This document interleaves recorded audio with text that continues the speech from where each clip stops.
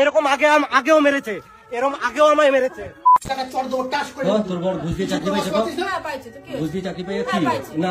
আগের কথা ঘুষ দিয়ে চাকরি পায় না, ঘুষ দিয়ে চাকরি পাইছে, অনেকেই পায়, তো কি হয়েছে? কিছু হয় না তো? না, কিছু হয় না। তো এনার বর ঘুষ দিয়ে চাকরি পেয়েছে আর এটা কন্টিনিউ কেসও চলছে। এরপরে এনার বরের ফটোটা আমি অ্যাড করছি, এটা হচ্ছে এনার বর।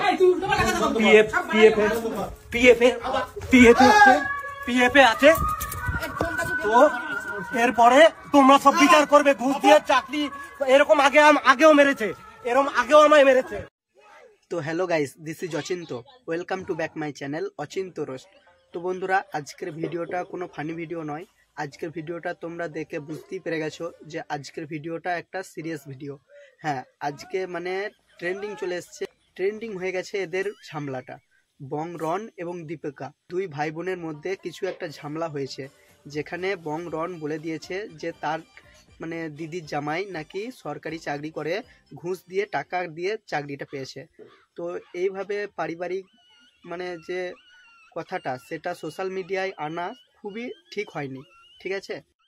তো বন্ধুরা, এখানে বং রনের যে সাবস্ক্রাইবার, যে মানে বং রনকে সাপোর্ট করে ভালোবাসে, তার হয়ে বলছে, আবার কেউ দীপিকার হয়ে বলছে।